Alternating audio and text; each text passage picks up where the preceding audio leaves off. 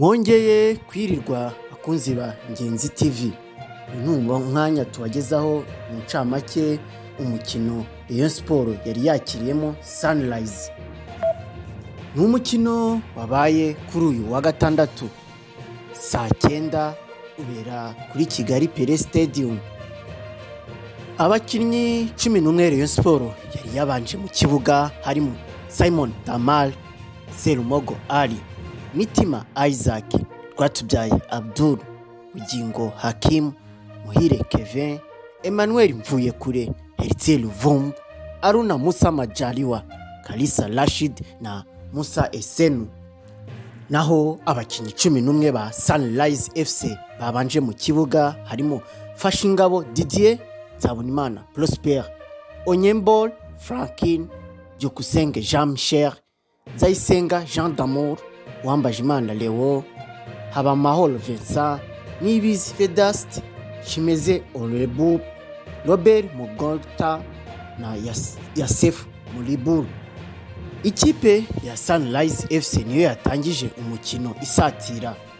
Ku munota wa gatatu Luvumbu Nziga yagerageje kurekura ishoti ritunguranye ariko rinyura hejuru y'izamu kure.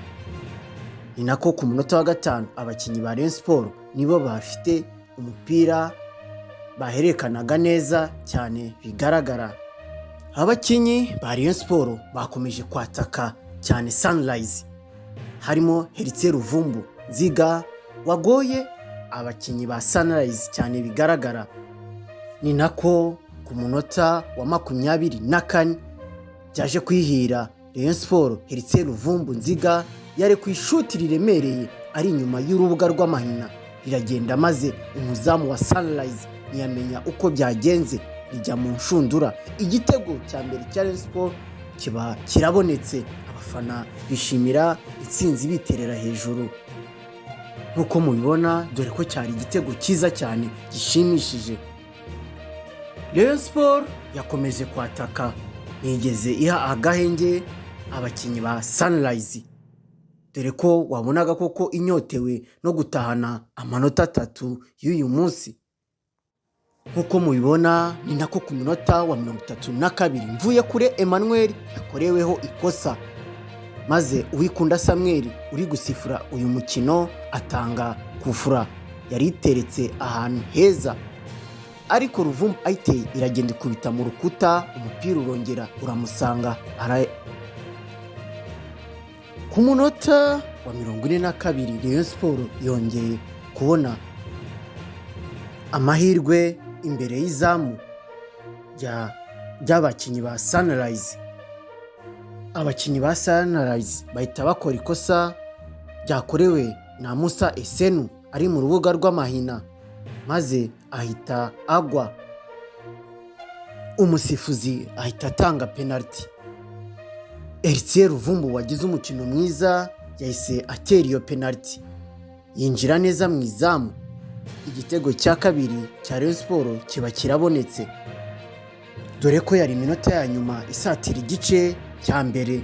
Ni nako umusifuzi yongeye iminota 4, ariko birangira nta kindi kiyongereyeho. Igice cya mbere kirangira ari ibitego 2 bya Rayon Sport ku busa bwa Sunrise, ari nako abafana ha Rayon Sport bakubita za ngoma zabo bishimira ibitego 2 bari bamaze kubona. Byari ibyishimo muri stade, baririmbira Rayon Sport karahava. Igice cya kabiri cy'umukino cyaje gutangira, ari nako Sunrise ikora impinduka mu kibuga, havamo abakinnyi 3. Sunrise yaje ishaka kwishyura, bigaragara ivuga uti byashoboka. Ku munota wa 53 Serumogo yazamukanye umupira neza yinjira mu rubuga rw'amahina, ariko ari ku ishoti myugariro wa Sunrise FC arishyira muri corner.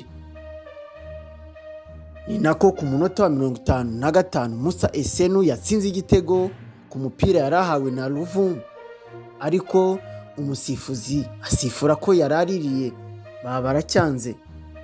Sunrise nayo yacishagamo ikataka bigaragara, ariko ikagenda irusha uburyo bwari bwabazwe, dore ko ba myugariro ba Rayon Sports bari bahagaze neza bayobowe na Rwatubyaye Abdul kapiteni. Ku munota wa 57 Rayon Sports yakoze impinduka, Iraguha Haji yinjira mu kibuga asimbuye Mvuyekure Emmanuel, ari nako ku munota wa 61 Rwatubyaye yaratsinze igitego cy'umutwe kuri kufura yaritewe na Muhire Keve, ariko umupira unyura hejuru y'izamu